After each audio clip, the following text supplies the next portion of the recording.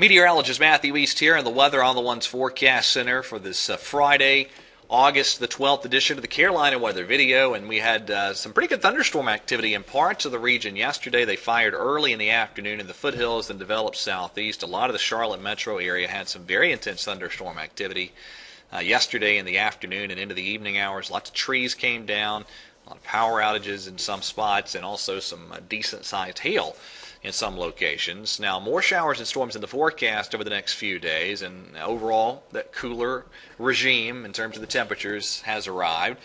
Plus, the tropics continuing to get pretty interesting. I'll spend some time on all of these points here as today's video unfolds. Let's look back at the severe weather reports from yesterday. A good clustering of wind damage reports there right around the Charlotte metro area, also some up in the foothills and then scattered around through portions of South Carolina. Right now, the radar, not too bad. There's some shower activity through southern parts of Virginia, and a couple of those showers developing down into parts of Surrey and Stokes County as I speak during the 5 a.m. hour. And overall, we're going to have the chance of some scattered showers and storms the next couple of days. Now, our next cold front is back in the plains. There's an area of low pressure back in this region. Frontal boundary kind of doing like that, and this cold front will move through here by late Sunday, the one that's back in the plains right now. Currently, your watch, warning, and advisory situation. Notice all these heat-related products, the peach counties, if you've been tracking along with the video here for the past couple of weeks. Certainly this week we've seen those products get suppressed farther and farther southward. And temperatures this morning in the Piedmont of our region, we're looking at a lot of 60s, a few low 70s. And overall, looks like most of us will be in the mid to upper 80s for highs this afternoon. All right, here's the upper air pattern today. A couple of disturbances on the board, the most significant of which really impacts our area Sunday. I noticed a couple of disturbances this afternoon in the Midwest and the Northern Plains. Those kind of consolidate here, and this is Sunday morning's chart.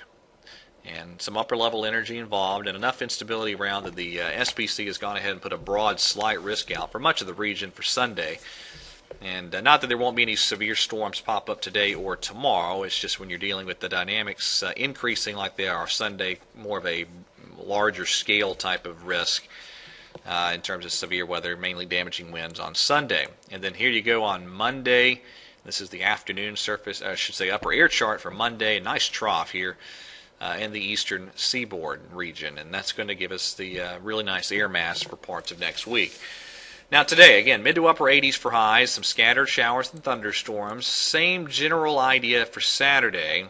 The dynamics with the next cold front still a little bit too far west to play a role, so just kind of the pop-up variety, some showers and storms Saturday. But then here's Sunday, low pressure moving through the Ohio Valley off to the southern parts of the New England states by the time we get to Monday morning, and the result is a good chance of some showers and storms for us Sunday, kind of an unsettled look for our Sunday. And now here's Monday. The GFS is a little bit slower, and underneath that big upper level trough I showed you, it still pops some instability showers and maybe a couple thunderstorms Monday. I will mention that possibility, but certainly the chance is diminishing once we get past Sunday. And boy, then we're in great shape. Here's how we look Tuesday. Tuesday, probably the pick day of the week for much of the region. Lots of sun, highs in the 80s, low humidity. And we'll be looking at some lows Tuesday, Wednesday, probably Thursday morning, well down into the 60s. And I still think some of the traditionally cooler spots might clip into the upper 50s briefly. Places like Reedsville. And altogether, going to be a nice stretch of weather for a large portion of next week. Now, late in the week, another front arrives by Thursday night or Friday, and some more storm chances by then. Now, let's shift gears, talk about the tropics. Really, the two areas I'm interested in are the two tropical waves way out here in the eastern Atlantic Ocean. Now, you know, they're in the invest status. They have the designation of numbers, and so this is 92L, and this is 93L. The long and short of it here is probably, if 92L, the lead wave develops, it will probably recurve out to sea. 93L has a chance of making a closer run to the coast of the U.S. down the road. Now, let me take them one at a time here. This is the satellite imagery in the eastern Atlantic this morning. And notice that African wave train, very active. There's a couple more back over Africa itself, so we're definitely into that part of the tropical season. So again, the lead wave is 92L. The one behind it is 93L. So let's look at 92. This is the spaghetti charts on that. A west-northwest motion. And because it's gaining latitude, it would probably be in a position to get curved north if it does develop. There's the intensity models, and all the models at the moment keep 92L below hurricane strength. All right, 93, the second wave, notice it's on a further south track. And some of the modeling even kind of takes us right into the Caribbean Sea. Some of the other modeling kind of clustered in this general area down the road. So it's going to be one to watch. There's the intensity models on 93L, and there's the hurricane threshold right there. And I was noticing the ship's intensity model takes this thing way over 100 miles per hour 4 or 5 days from now. So it really ramps this up in intensity. A couple of the select models here. This is the GFDL out at 96 hours. Kind of see where things stand. Let's look at the GFS. All right.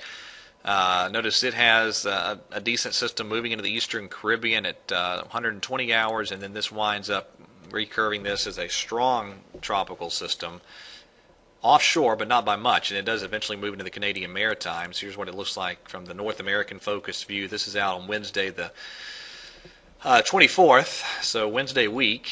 It has this between Bermuda and the Outer Banks, and then moving near the Canadian Maritimes by Saturday the 27th. So tropics heating up, and I noticed some of the modeling does eventually get 93L toward the Gulf. So any of those possibilities on the board. This is something to definitely watch over the coming week to 10 days, as it looks like the African wave train is heating up, and it's that time of the tropical season. All right, that is it for today. Everyone have a great weekend, and God bless.